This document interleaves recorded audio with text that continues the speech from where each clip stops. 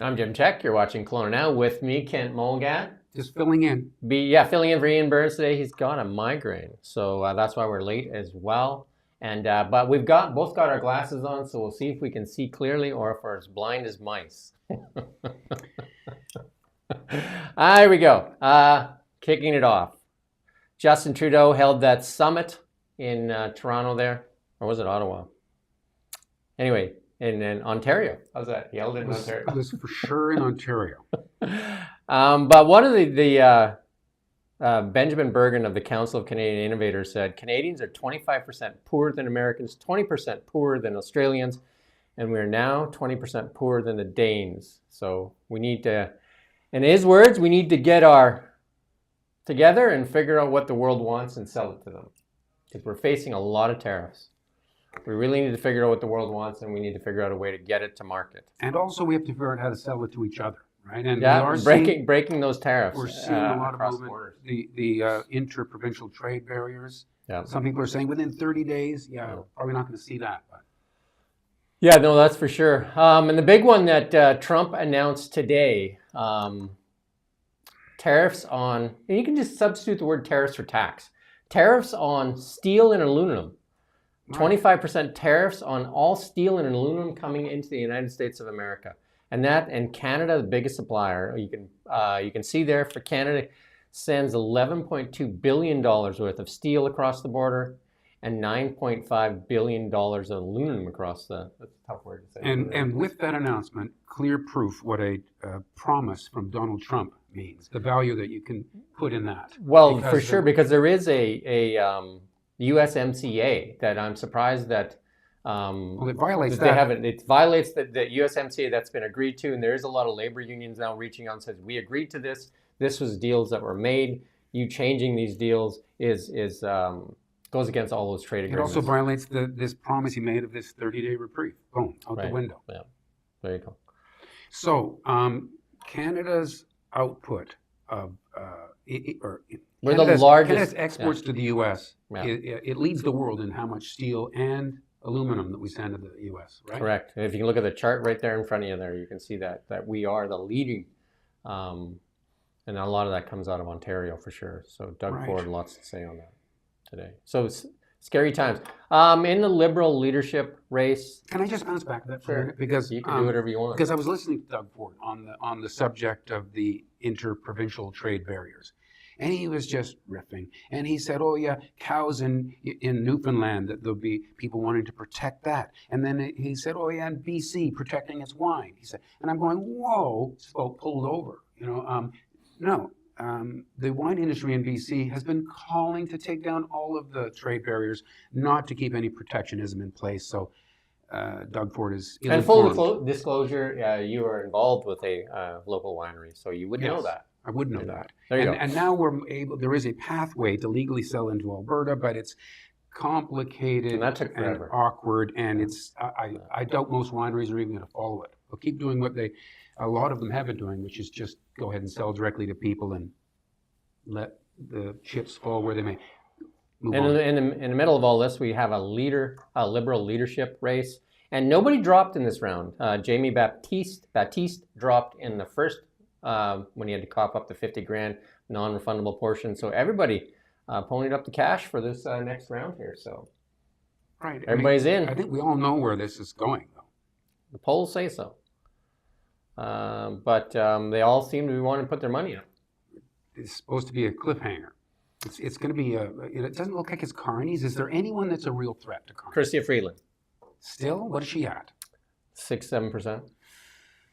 So Freeland actually on her website now is starting to sound a lot like Pierre Poilievre.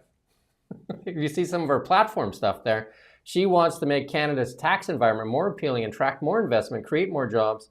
And she's going to do the accelerated investment incentive, removing the 30% rule for pension funds. She's going to cut red tape, fast track 10 major job creating projects each year. And at least 3 of these projects will be in critical minerals. This is the big one, grow the Canadian Armed Forces to a total of 125,000 members. Currently it's around 55,000 members. They can't get anybody to sign up.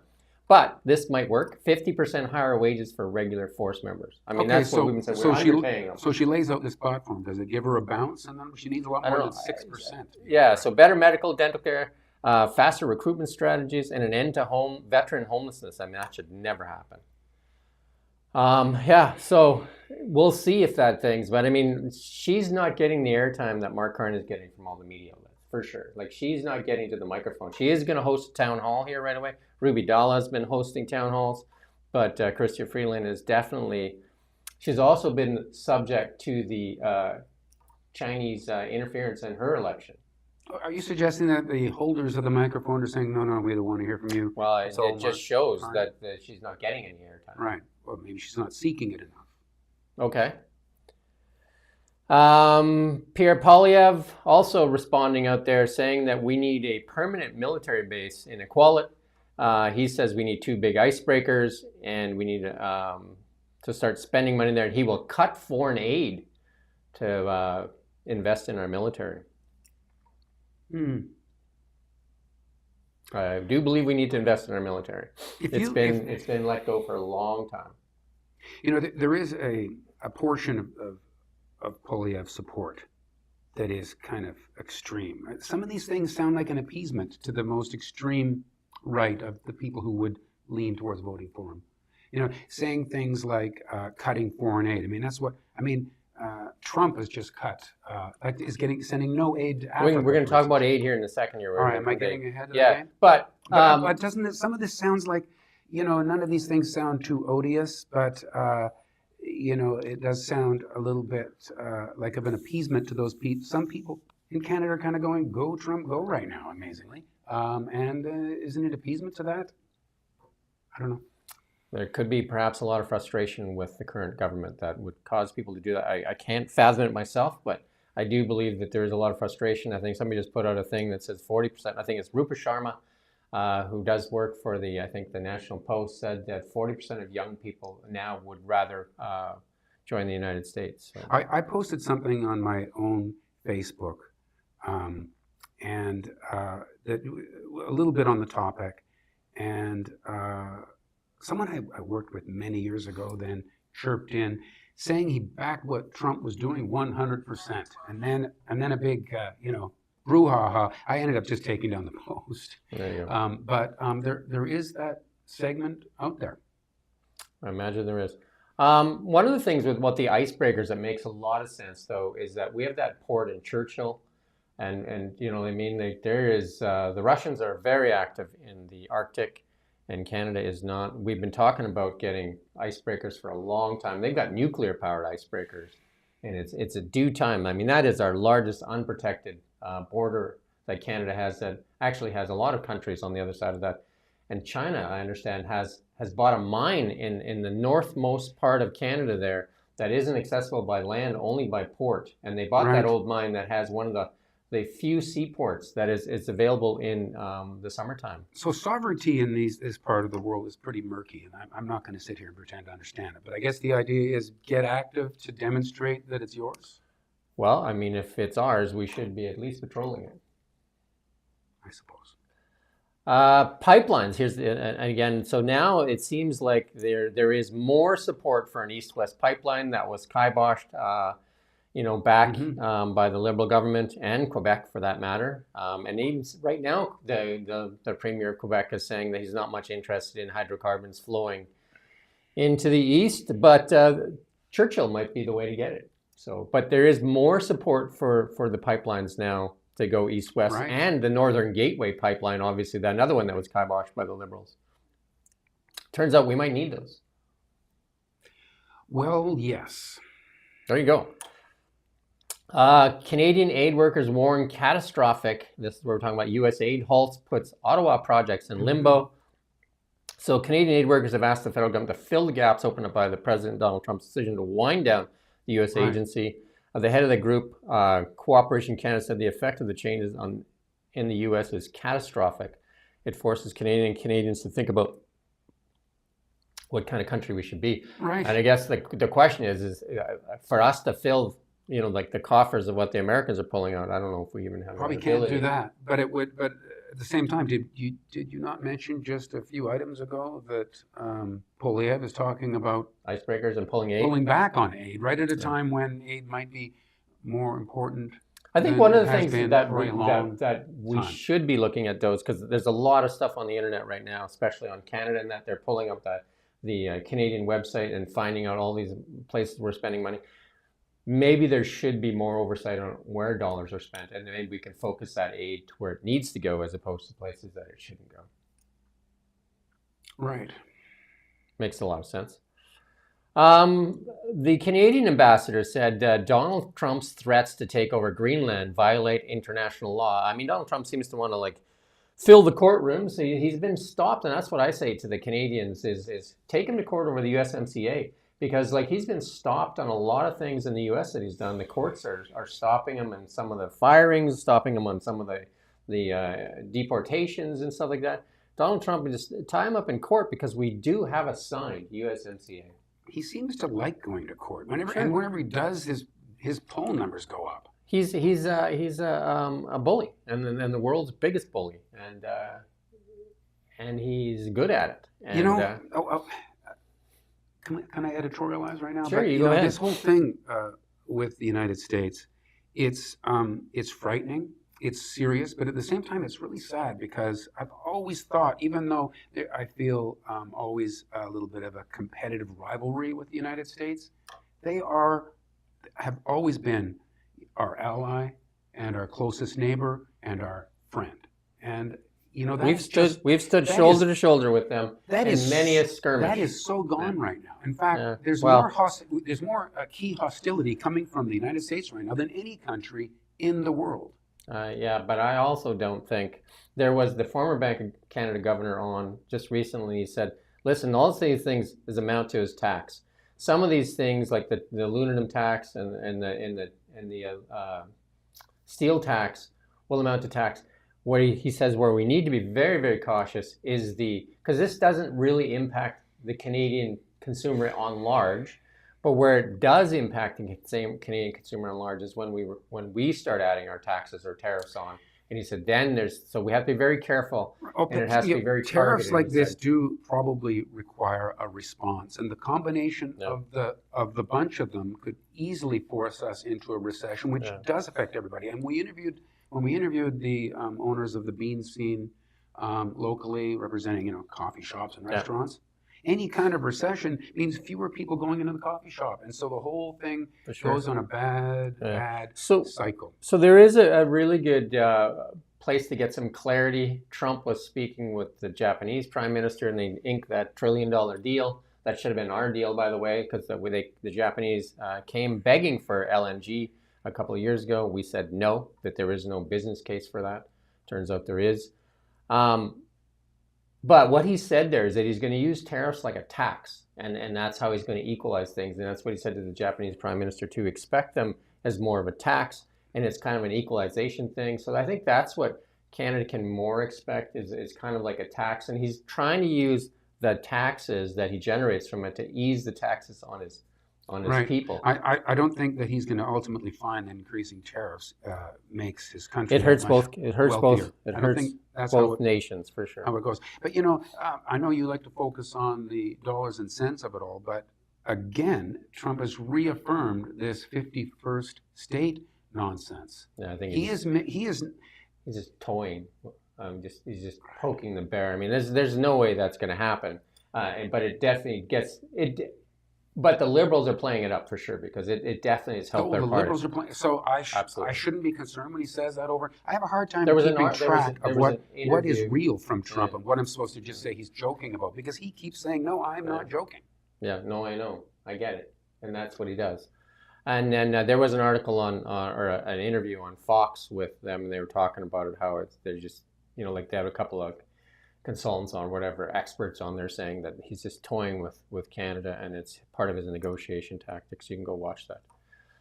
Doug Ford, though, spending some money on the Super Bowl. We're going to play this clip here promoting Canada to the Americans. Ontario is your third largest trading partner and the #1 export destination for 17 states. Our long-standing economic partnership keeps millions of Americans working. In a changing world, it's time to bring jobs back home and build together. More workers, more trade, more prosperity, more security. For generations, this ally to the north has been here. And for generations more, we'll still be here, right by your side. David Eby also with an impassioned plea to the Americans when he opened up the Invictus Games there, and he was, saying how we've been standing shoulder to shoulder with the Americans whenever they needed us. And I think, and Daniel Smith has also been doing that kind of stuff. I listened to Jim Farley, CEO of Ford, this morning, and he's saying as well that it would hurt both sides of the border, and Ford gets a lot of their parts out of Canada, a lot of the parts out of Mexico, where our economies are so intertwined. It would be really tough for Donald Trump to do what he's threatening to do. So I think calmer heads should prevail. We take him to court with that USMCA. I think that's where we start. But that's just me. Yeah, I mean, we need to get someone who really knows about it here. But I just can't imagine how these 25% tariffs on steel and aluminum, when you look at what happens with a vehicle manufactured in that part of our continent, this tickety-tack back and forth across the border, and there'll be all these tariffs applied. What's that going to do to the cost of a vehicle? Or are the American people on the American side going to suddenly divert their source of aluminum and steel to all American sources? I don't think that's possible. Correct. Look at the amount of steel that we provide in aluminum. Yeah, it's a big mess. So that's what I mean. So I think a lot of it is jockeying. But I think one thing is clear. We definitely need a clear leader to stand up. We need to elect this liberal leader. Step one, need to recall Parliament and then decide if we have an election so that we have a leader. It's all going to happen within a few months, no matter what. Whether it's, whether it gets, forced to happen within the next, month, or if it's 3 months, it's going to change. Jagmeet Singh just came out and said that he would prolong the government for a couple months so that he can get some liberals bills passed. So that's interesting as well. Yeah.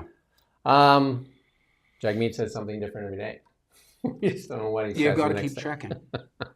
Blacklock's Holly Dillon's team out there with a story saying the federal agency reduced to hiring a Washington lobbyist at $85,000 US a month. What is that, like 150 grand Canadian? It's probably more like 120 for outreach to government officials.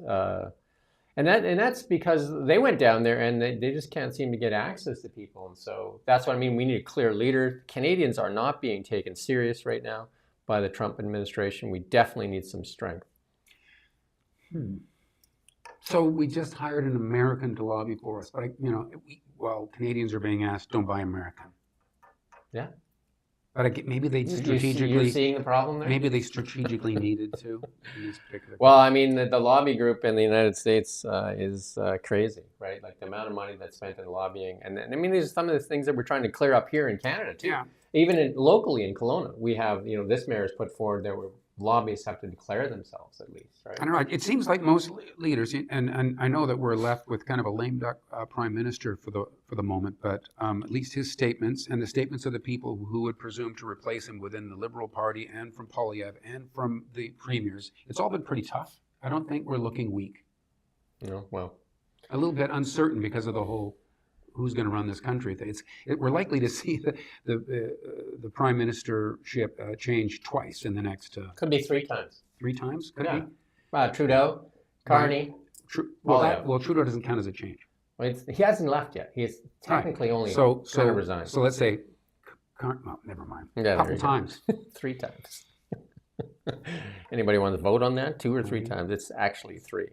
It's 3 for sure. 3. Let's hope it's 3. Anyway, and on to the markets. Kent's favorite thing here. On to the markets. Gold breaks the $2,900 mark this morning in US dollars, so that's close to like, $1 million Canadian. Doesn't gold go up when uncertainty goes up? Right, the tariffs obviously adding more fuel to this. Yeah, no, so I think it's about like just over like 4,100 Canadian. So yeah, so gold looks like it wants to go here. Bitcoin. And you know what investors know? You say, so gold's gone up, so investors are going to buy gold now. You tell me what's going down, that's what I'll put my money on. Sure. Buy low. Canadian dollar. You should buy a lot of Canadian dollars. It's going down. Crypto, still kind of hanging around that $100,000 mark. So, and then Canadian dollar. There you go. Canadian dollar. There's a chart for you. You want to put the Canadian dollar chart up there? I don't want to. Rommel. There you go. There you go. Something going down. You can buy that if you're looking for something that's going down. This is kind of cool in our AI segment. We're trying to get through this fast this morning. Again, Ian off with a migraine. AI segment. A young man won this challenge here, and he was able to use AI to read 2,000-year-old scrolls that were burnt. Wow. He was able to use like computer program, and he was actually reading. Like at first, he got like there's a really good YouTube video on it. He got like 3 or 4 letters, or one word he got figured out was purple, and then since then they've been able to read volumes of it. So it's just pretty impressive. They're reading it from a burnt scroll, and there's a lot of these scrolls out there. And this young man that won the Vazusis Challenge or whatever they call it, he's actually on the Doge team with the one that I knew you were going to say that is actually going through all the books. You knew I was They're gonna using say, a lot of AI in there to kind of like sift through all that stuff too. Again, in AI, it takes over the Super Bowl with 2025 ads. Lots of stuff going on in AI in the Super Bowl. We won't get to too much of it, but Justin Trudeau on his farewell tour. He's off in Paris right now. He met with Emmanuel Macron, and we got a little clip here to play.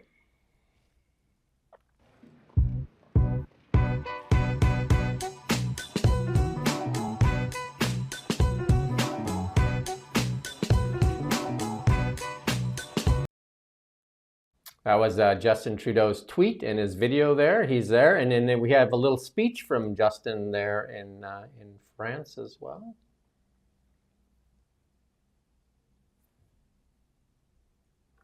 There we go. We cannot let AI pollute social media with empty slop and cunning disinformation. We cannot let it grow even more the rifts within us, rifts that are already so deep between the haves, the have-nots, and the have-yachts. We cannot let it drive our citizens further towards cynicism, populism, hopelessness, and hatred. AI could unleash the potential of every human being to contribute, to create, to positively impact the world around us, but only if we choose to shape it that way. We, leaders in this room and around the world, have a choice to make. And that choice is being made now. Not 5 years ago, not 5 years from now. Now. If we don't meet this moment, our children, our grandchildren, and great-grandchildren will judge us harshly for it. So it's fitting that he's in Europe because We cannot let Europe is calling for more regulation for AI, as is Justin Trudeau calling for more regulation in AI, but little in contribution for AI. Most of that contribution in AI is happening in the United States of America and China and other places in the world. Like, we have little that we're doing other than we need to innovate before we regulate, I believe. But I also believe that AI could be the catalyst for abundance for all. I don't know. Have you no worries about it? Of course there's worries. We talk about how we shape it. Are we really going to be able to shape it, or will it shape itself? You know, it is. So all the people calling for, like, slow down, we need to regulate it and that. Yes. The Chinese will not slow down. The Russians will not slow down. We don't have much choice. That may be true. So, you know, if we sit on our hands and regulate, it'll be like the same thing as our energy right now. So hurry up and regulate? Innovate and bring regulation along with it at the same time, but don't regulate before we innovate. Like, where's the innovation in Canada with AI? You show it to me. Trump administration, and this is the one that he's halting all the EV charging program that, according to this article, that benefited Tesla.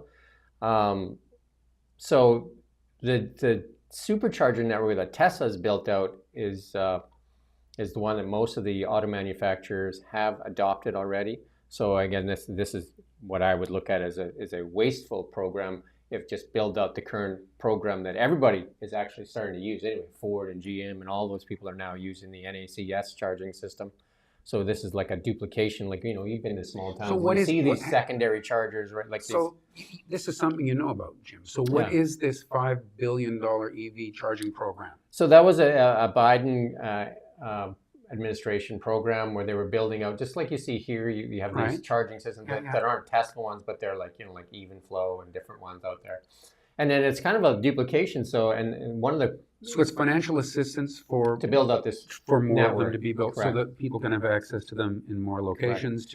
And Okay. And then one of the problems that was highlighted by Ford, and he was the first one to join the Tesla supercharging system. He said that, the Tesla ones are on the, like in really good prime spots, where he had a really tough time when he was driving his F-150 Lightning, even finding these secondary spots. Right. And then lots of times they had like a really high rate of failure, and then it were complicated to use. And you use a Tesla supercharger, you walk in, you plug it in, and that's it. There's nothing, right? Right. Whereas these secondary ones, you typically putting in a credit card. Lots of times they don't work. Lots of yada yada. Yeah, and this is the right cord and all that stuff. So like, I would say that's probably a good program to kind of just invest into the one charging system. No different than Betamax and VHS, right? Like when they went one way, then just go that way.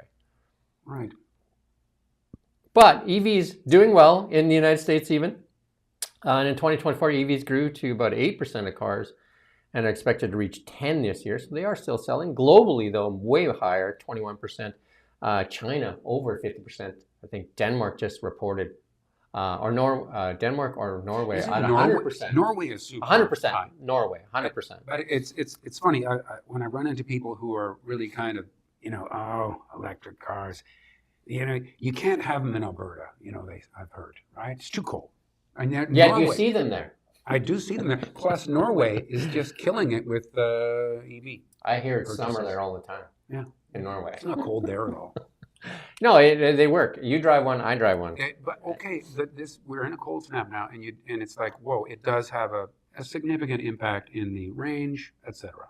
But they still work. They work just fine. Yeah, Rivian.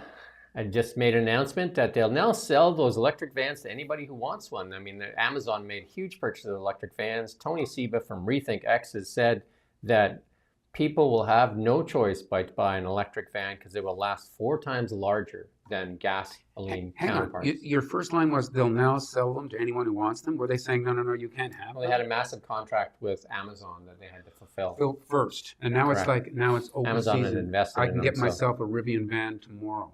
Yeah. So, I mean, I think that's a market that Rivian is probably going to do really well in, because that's not a market that Tesla or a lot of the other manufacturers. I think Ford has some stuff in there in that area. Right. So like you could load that up with, say, dishwashers, right, and ship them around. Well, everything. Whereas like delivery, like whereas plumbers, the whatever. Tesla just looks like a dishwasher. The Cybertruck. And we brought the comic relief here today. You're funnier than Ian, for sure. Stainless steel dishwasher. That's what it looks like when I see that going by. Which one? The Tesla? The Are you talking about the Cybertruck? The or what are you Cybertruck. talking To me, about? it looks like a stainless okay, steel yeah. dishwasher. To me, it looks like a really low budget PBS old sci-fi movie. Yeah, something. Do you remember that? The old sci-fi movies that were really low Although budget? didn't I see a video? You can like shoot bullets at that thing and they'll bounce Yeah. off. So All the police forces want them now. Mhm. Well, who wouldn't, right? Tesla. EVs now last 204,000 miles on an average outpace. What is that in kilometers? 204 is about 350, right? Times 1.6. Outpacing all brands. And yeah, so now Tesla, and we got a clip here to play too.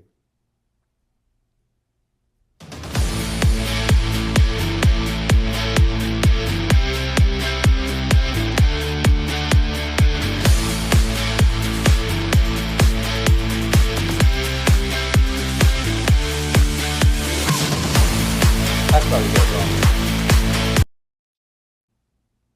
We want to play their ad there, but the new study just confirmed Tesla's would already know. EVs don't just last; they dominate. 204,000 miles.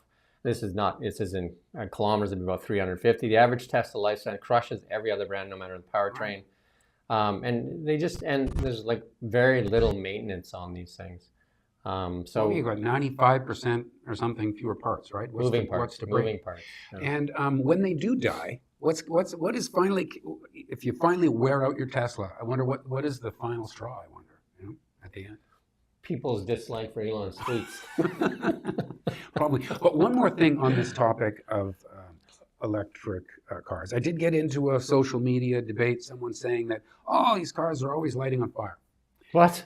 Yeah, so I looked it up, and it turns out that this is a while back. My vague memory is that they do actually sometimes light on fire, but about 25% as frequently as a So gas gas-powered cars 3 vehicle. times as much, basically. But guess what? The vehicles that actually do blow up or light on fire more than both of those are the hybrids. Yeah. Because now you got two different things to go wrong. So a lot of people will tell you, you didn't hear this from me. A lot of people will tell you that You're saying it, Jim. the hybrids are the best of both worlds, and then there'll be people that on the other side of that say they actually It's the the worst of both worlds because you're paying for 2 systems, lugging around a battery when you're running on gas and lugging around an engine when you're using The electricity. worst thing about your electric vehicle is just hauling its own weight up the hill. You don't want to add a gas-burning engine to your load. Some people really like it though. Like there's a Right. local politician here just loves their Okay. hybrid. So people just love it. They definitely have that security feeling, right? So Right. they're worried they're going to get stuck on the side of the road.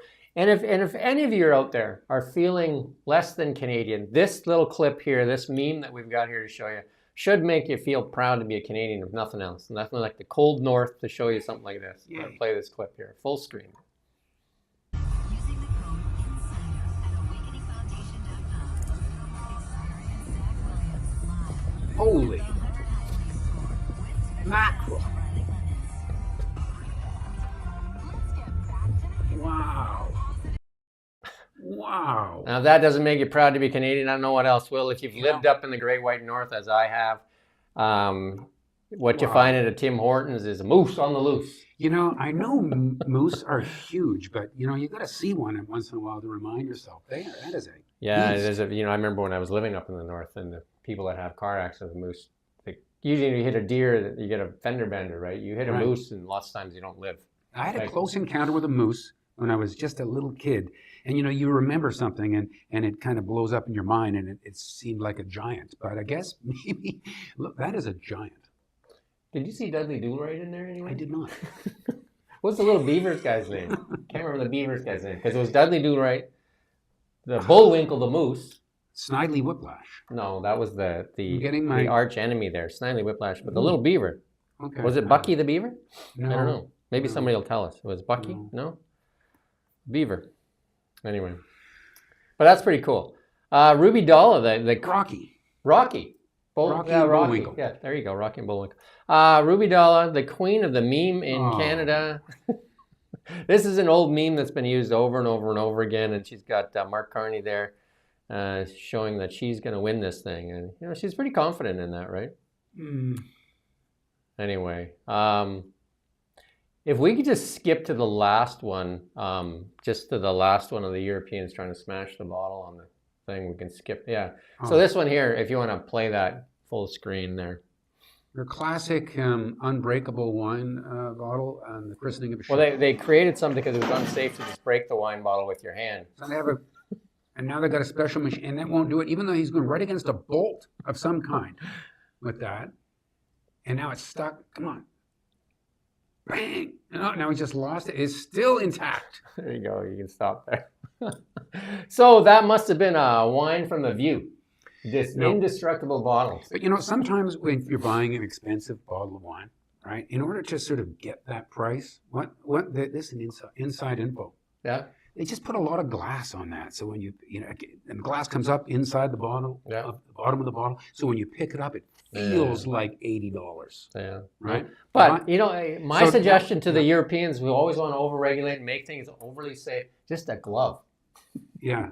Just a glove. Just a good leather Canadian glove from the Great White North and just But over the imagine, edge. you know, you think if you came up with a contraption like that that is tested it? specifically designed to break a wine bottle, that it would have done it every time. But you got to test things before you invite everybody in to watch. It's like a clown show. Yep, it is. And And that's the European innovation right there, the engineering. And speaking of clown shows, is this one over? This clown show is over. That's it for today. Ian should be back tomorrow. Right. And there you go. Ken says he wants to join us every now and then because he wants to keep us more balanced. So Well, yeah, I mean, sometimes, Jim, you go on a bit of a political flourish that is not exactly, two-sided. And there's Ian just, cheering you on. So you need someone just to say, whoa, settle down. And there you go. There you have it. All right. Kent Mulgat with the balance beam. All right. All right. Thank you for watching Kelowna Now. We don't just report the news. We live here too. We're your neighbors, bringing you stories that matter to all of us. No government funding, no outside influence. Kelowna Now, local, independent.